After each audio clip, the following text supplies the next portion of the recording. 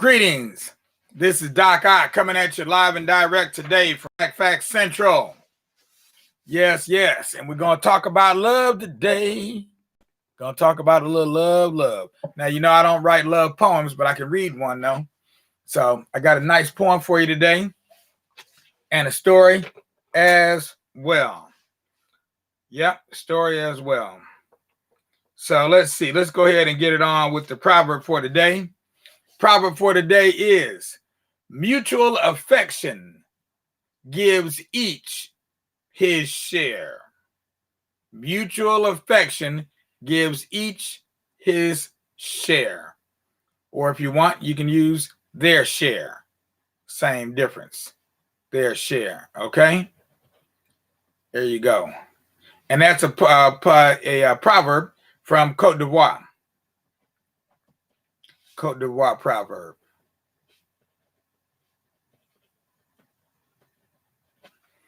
Now, let's move on with our poem for the day. This is from Eugene Redmond's book,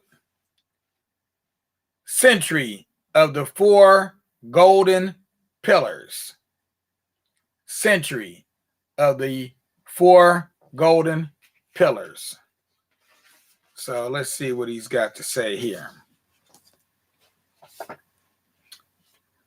Now, I'm going to put my glasses on again. Some of these I could read without my glasses, but right about now, I just want everything as crystal clear as possible.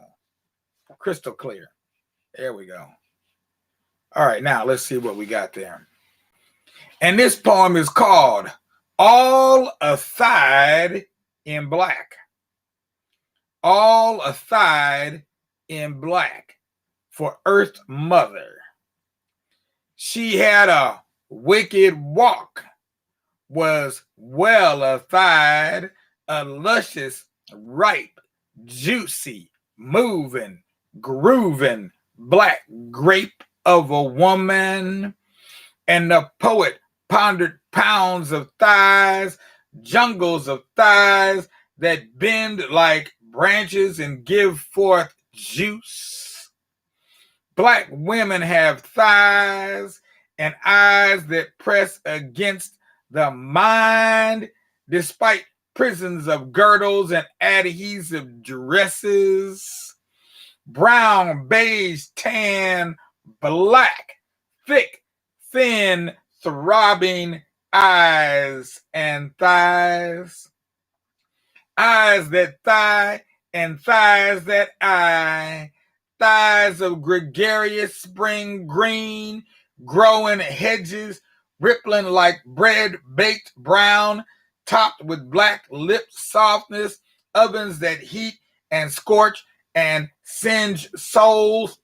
Thighs that quiver like liver and upset nerves, thighs of noise and oil, sweat and slaps, power and passion and pain, plain and prime, of motionless, quietly shrinking or swelling, swaying or swooning, thighs that thigh and thighs that sigh, thighs that cry and thighs that lie, wide thighs, wise as winter, knowing many things after having been bathed in themselves, honed in the oil from their captive oasis, and brought to high sheens by the cum of lovers.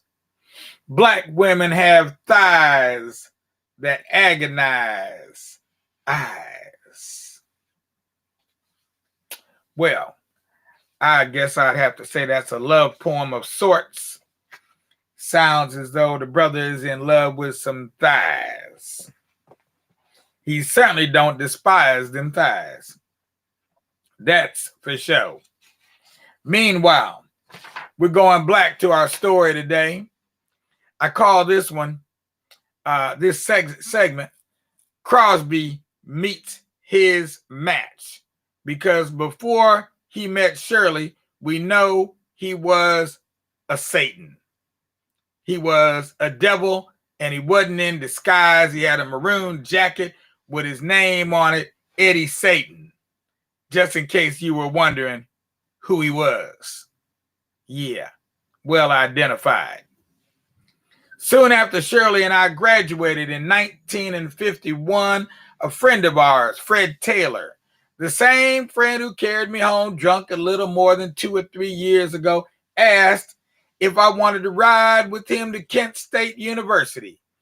Incidentally, Fred and I graduated from the same junior high school. He in 1947, and I followed in 1948. Uh-oh. Oops. Wrong section. Shirley was the last section, previous section. This section is actually about when he goes to Kent. My bad. Okay, so, yeah. Going to college. Kent State and Crosby. So, he comes down here with his friend Fred Taylor, and they'd graduated from junior high. And then he also attended and graduated from East Tech. Fred was going to Kent to register for college. Fred Taylor, not his brother Fred. That invitation changed my life, for college was the furthest thing from my mind. When I learned it only cost $42.75 per quarter to attend, I told Fred, hell, I'll register myself too. My parents should be able to afford that much, end quote. I had, as was typical of my attitude while attending John Adams High School, emblazoned on my graduation mortarboard, from Corlett to Korea, the frozen chosen. This was done to display publicly my dislike of war and the certainty I would be drafted and sent off to that undeclared war, quote unquote, in Korea. My friend's invitation to accompany him as he registered at Kent State provided me with what I was later to consider my way to dodge the draft that had grabbed my brother and many others in the neighborhood. While registering, I actually discovered perhaps an even more secure way to avoid the war, at least the front line. Okay, I see we're going to have interruptions today too. And I don't know who that is, but whoever it is, they're going on hold. So where was I? While registering, I actually discovered perhaps an even more secure way to avoid the war, at least on the front line. During the week before classes started, I took and passed the test for entry into the Air Force ROTC program. I would, when I graduated, be a first lieutenant in the Air Force and not be on the front line with a rifle. That plan proved to be of no avail, for I was a severely unprepared student. I possessed the intellectual capability,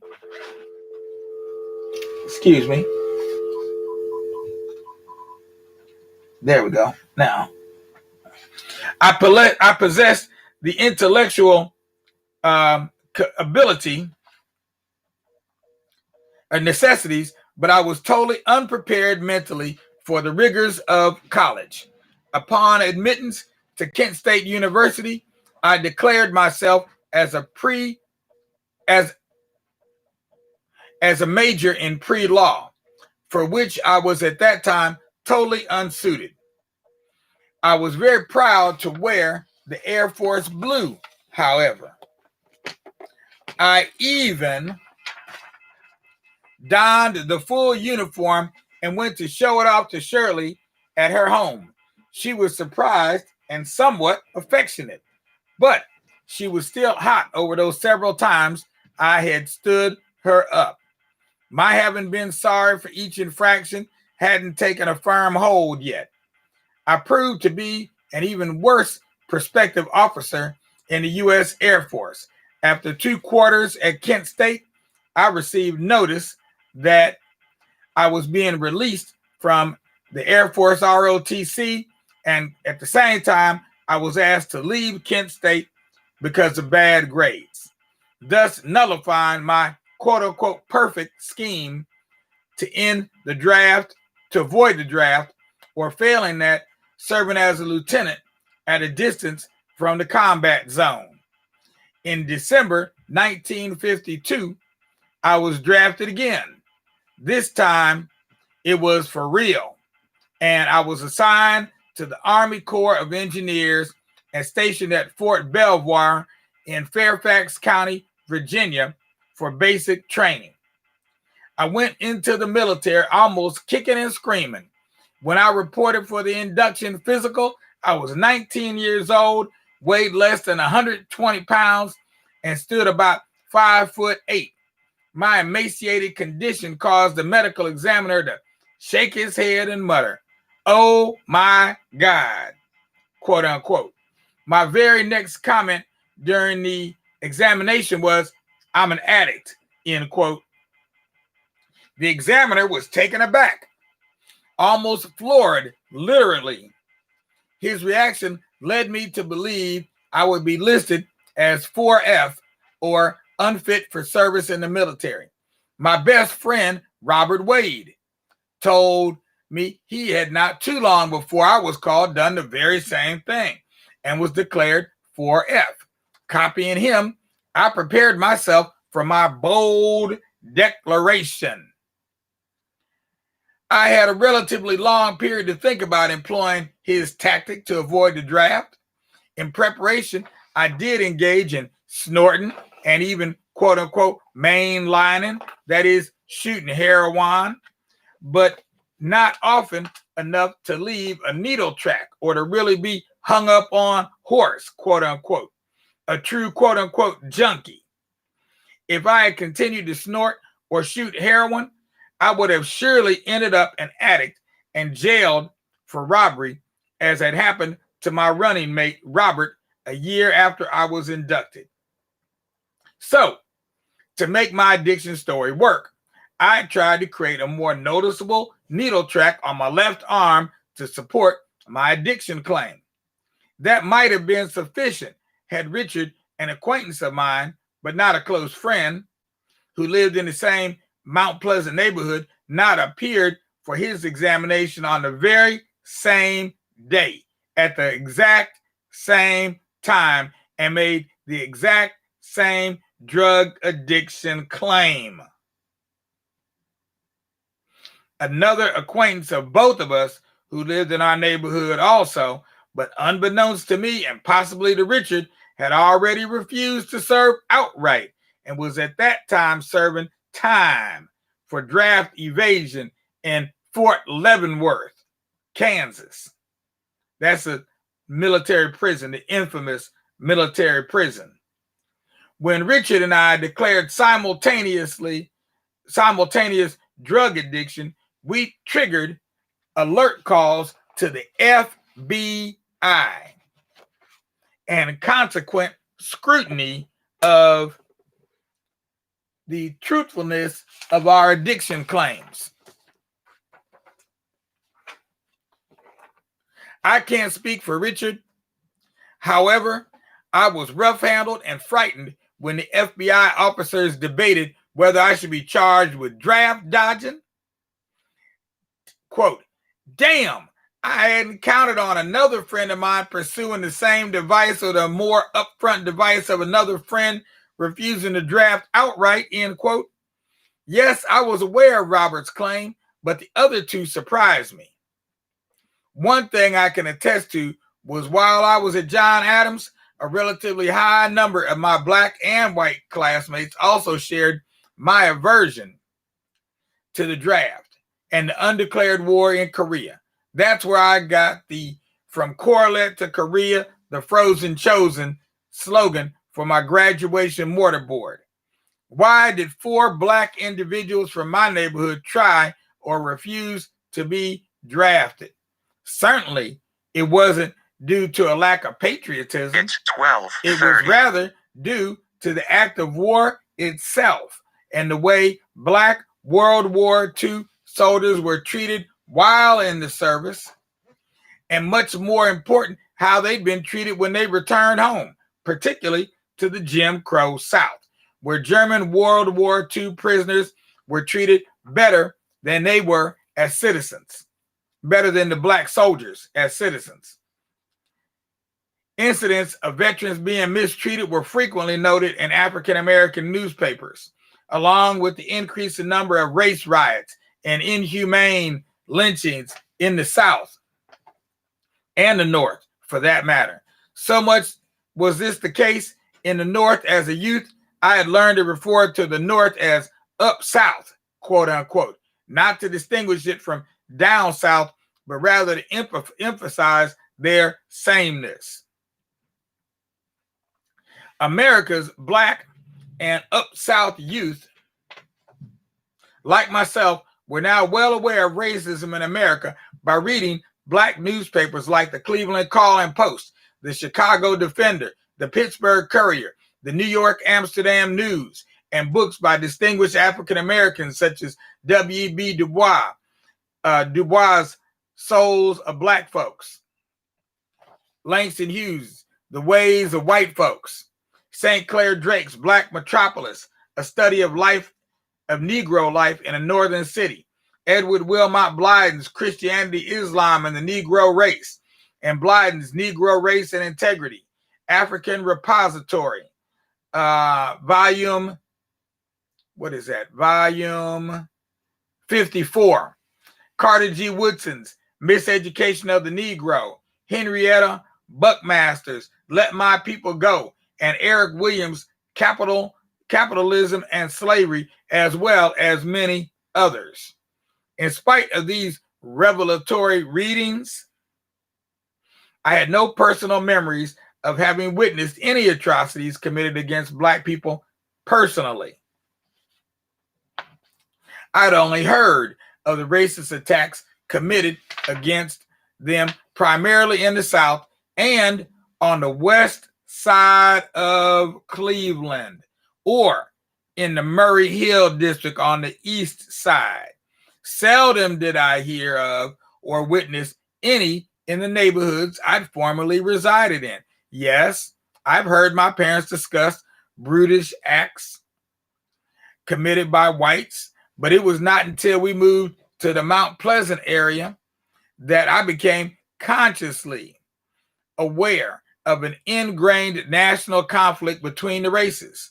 This conflict had been submerged for me and my brothers and my siblings, for one, because we only saw white people, our teachers, when we went to school or in some of the neighborhood businesses and governmental offices. They were always in control. They were always in control. Secondly, the longer we lived in Mount Pleasant, the more I noticed fewer and fewer white kids attending John Adams. When I learned about white flight, which had lessened the possibility of my ever having white neighbors, as I mentioned earlier, those whites who fled Mount Pleasant were primarily Jewish. Of course, other nationalities were participants in the flight from my neighborhood too, but Jewish people were the dominant white group in the neighborhood. However, their businesses remained. My first job was in one of their businesses, but even though fewer are still in business to this very day, Jewish people, I believe, are still providing Black people with livelihoods and a number of advantages. I also learned they were discriminated against too, but not as visibly or intensely. All right. So there was something he mentioned in here. Oh, he talked about the West Side. So I'm going to end right here, but I'm just going to make a note about that West Side. To this day, If I say I'm going to the west side of Cleveland, my mother always, she never fails to mention she don't go to the west side. Never has, never will. The west side and her, they're like anathema. She does, you say west, she says no. That's it. She done with that. And Murray Hill, yeah, we won't even talk about Murray Hill, but she definitely don't go there. I was actually ended up in Murray Hill one day in the middle of the day on a weekend. There was nobody on the streets, but I still felt, I could feel some kind of ominous kind of feeling just because I was in Murray Hill. Where did I get that feeling from? I've never been to Murray Hill before. I don't know nothing about Murray Hill except my mama said she don't go there. So if she don't go there, I have to figure there's a reason why, and a damn good one at that, because she hasn't lived in Cleveland in umpteen years. So why would she still have in her mind that Murray Hill today is like Murray Hill back then? That's how pervasive these situations were. And Murray Hill is infamous. All you have to do is look up Murray Hill in Cleveland, look up the story of the school integration in Murray Hill, and you'll see what I mean. Murray Hill was like Boston trying to integrate in the 70s and the 80s. Yeah, a lot like Boston. It was like a mini Boston right in the center of East Cleveland. Because it's right up the street from the Cleveland Metro campus of the Cleveland Clinic, etc. Right up the street. You drive right through that neighborhood, right down to the Cleveland Clinic. So at any rate, our story for today has ended, but we'll pick it up again on tomorrow. A continuation of the reading of from the book, Doing It the Hard Way, Reflections on the Life of Dr. Edward W. Crosby. Now, before I end the day, I do just want to say one thing. Fact and fiction are a thing, they're fleeting. They're very fleeting things. Very hard to nail down what's actually fact and what is fiction. The truth, very hard, difficult thing to actually nail down what's true and what's false. So as I'm reading this book, I just want you to keep in mind what I read out of this book is not necessarily the truth, but it's not necessarily a lie, because it's aptly titled, it's the reflections of Dr. Edward W. Crosby.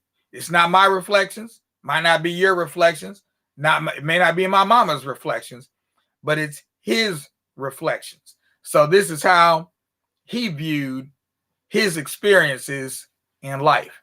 So just something to keep in mind as we're reading through or you're listening. Meanwhile, I'm going to go ahead and check out now, but I'll be back tonight at 9 p.m. and we'll do it again. We got some more reading to do from another book. We'll see which one I decide to read tonight, because I haven't decided. I think I finished off a book last night and we'll be moving on to a new book, I'm pretty sure.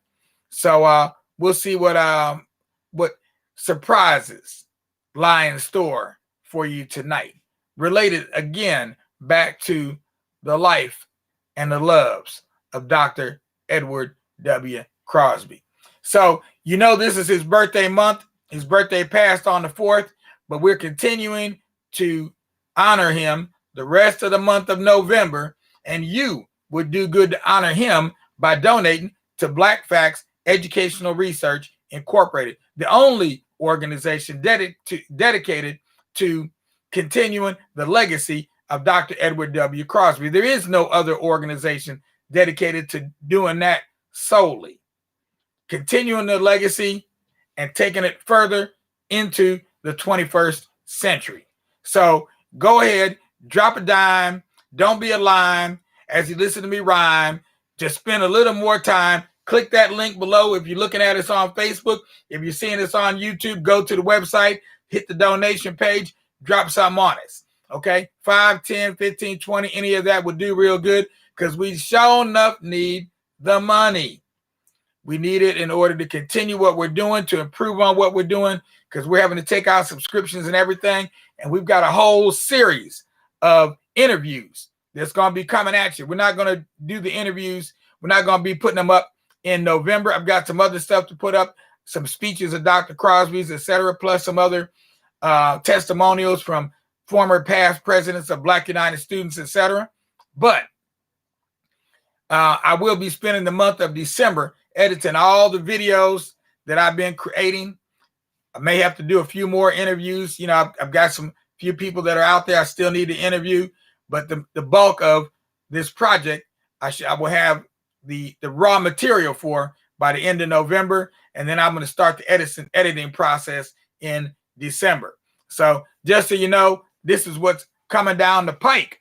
That's right. And we intend to give it a good spike, just like in volleyball or like they dunk in the basketball. We're going to do it to the end and leave you with a grin from your ear to your chin, because we know we're just out here trying to help y'all to win. Peace out now.